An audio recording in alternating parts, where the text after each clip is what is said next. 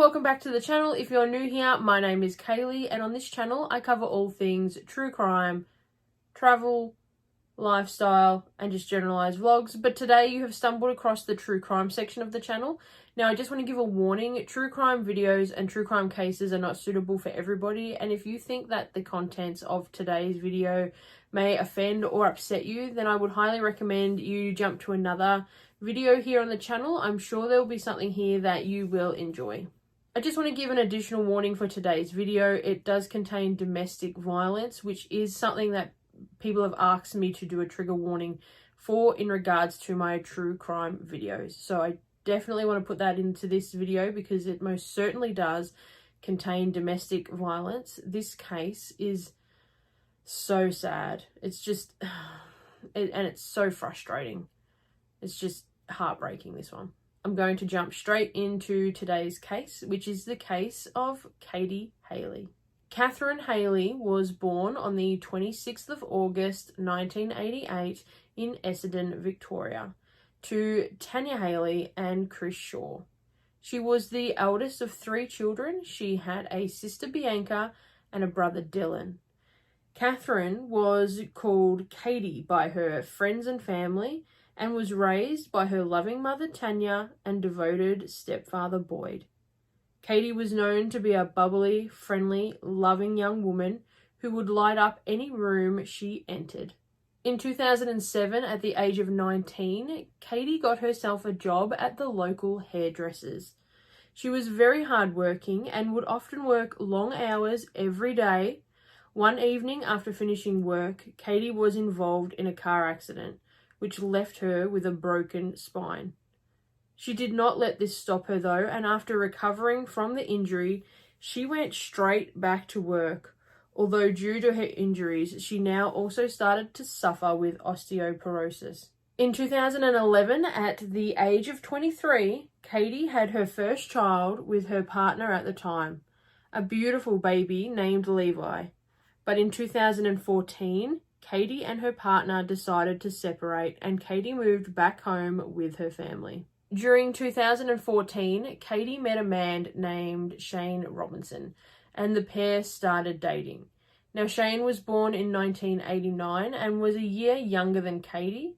He had 2 children to a previous relationship. Shane moved in with Katie and her family, and at the start seemed to make Katie very happy. He would go on family holidays and was caring towards Katie's son, Levi. When Katie and Shane discovered that Katie was pregnant again in 2016, the pair decided to move out together and set up base in Fairfield Crescent, Diggers Rest. And in April of 2017, they welcomed a baby girl, Ava, into the world. But it was during this time that Shane started to show his true colours. He was controlling Katie's every move, would demand to know where she was at all times, who she was with, and even started accusing Katie of cheating on him. Forever a hard worker, it was only a matter of months after having Ava that Katie returned to work. And in June of 2017, she started working alongside her sister at Costello's Victorian Tavern. But even when at work, Katie could not escape Shane's constant badgering. Shane would be constantly harassing Katie. Now, though, he started to accuse her of cheating on him with her co-workers. He would often arrive at the bistro when Katie was at work and sit and glare at her co-workers and any customers who made contact with Katie. Shane's harassment was endless towards Katie. He would ring her the moment her shift would end and demand that she come straight home, would read her text messages and break into her social media accounts. One evening when Katie's co-worker Nathan's car broke down, she offered to give him a ride home. This sent Shane into a tirade and again started to accuse Katie of cheating. Katie also discovered that Shane had made multiple fake social media accounts to try and make contact with her friends and co-workers in an attempt to make them admit that they had feelings towards Katie or they thought that she was hot. He was trying to get her co-workers and friends to basically admit that Katie was more than just a friend to them. Katie did start to confide in her family about what was happening with Shane. And she did on many occasions say that she wanted to leave, but she just didn't want to break up the family that she had now created. Shane was also not afraid to express his feelings about Katie to her own family. In a conversation with Boyd, Katie's stepfather, Shane revealed how he didn't know how or if he was ever going to be able to get over the fact he believed Katie had cheated on him. Boyd at the time told Shane that they were adults and needed to sort their issues out, that Katie, who was hardworking, would never cheat on him because she loved him, and she simply wouldn't have had the time, seeing as she was working and raising the children. Boyd also told Shane that he would become involved if he ever learned that Shane put his hands on Katie, to which Shane replied he has never touched Katie and never would. It was only 6 days after this conversation with Boyd that Katie was violently and brutally murdered. On the 9th of March 2018, Katie dropped the children off to their grandparents' house and went to work.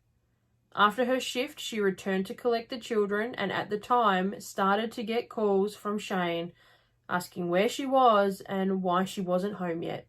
As the pair began to argue, Katie decided it would be best to just head home, in order to not have to put up with Shane's constant badgering. But once Katie returned home, the arguing didn't stop. At one point, Katie tells Shane that their relationship is over and begins to pack her bags. She does leave the home for about 30 minutes, but returns in order to collect more personal items. Eventually, after Shane pleaded with Katie to get her to stay, she told him that she would, but that she would sleep in her son's room. At 10:30 p.m, whilst Katie was laying on her son's bed with her phone in her hand, Shane approached her and hit her multiple times in the face and head with a heavy iron dumbbell. His attack was vicious, brutal, and ended Katie's life. Shane then called his mother at 10:46 p.m, informing her what he had done, and asked could he drop their daughter off to her house. Ava was currently in the room next to where Shane had brutally attacked Katie. At this point, Shane had still not contacted an ambulance or the police, but at 10:55 p.m, his mother called an ambulance to attend the home in Diggers Rest. It was 11 p.m. when Shane arrived at his mother's house with Ava, and his mother did tell him she has contacted an ambulance and that he needs to stay there at the house. Shane was attempting to leave when his brother-in-law blocked his car in the driveway, so he was unable to leave in the car, but he did leave on foot. On the same evening, Tanya had seen a social media post about the police being at a house on the same street that Shane and Katie were living. She obviously attempted to call Katie and Shane numerous times with no answer. And of course, this led the entire family to go and see if Katie was okay. When they arrived at the house, they discovered that it was in fact Katie. They found out that Katie had been brutally murdered via social media. Shane was arrested the very next day after he tried to run from the police. Katie sustained injuries so bad that it took her dental records and 3 days for her to be formally identified. During Shane's trial, he tried to claim that Katie was in fact the violent partner in their relationship. He claimed that the 42-kilogram woman attacked him and that she had been the one to provoke the brutal attack that happened that evening. Shane did end up pleading guilty to Katie's murder, and on the 6th of March 2019, he was convicted and sentenced to 24 years with a non-parole period of just 19 years. I cannot believe that this animal only got 19 years. That is disgraceful. I mean, yeah, okay. He pleaded guilty and saved the family from probably, a trial and all this sort of stuff. That does not mean that you should have your sentence reduced to just 19 years. They're, like, Levi and Ava, her beautiful children, they're not going to have their mother for the rest of their lives, let alone just 19 years. I think that sentence is a disgrace and an absolute slap in the face to her entire family, to her legacy, to her memory, and to her children. It's just disgusting.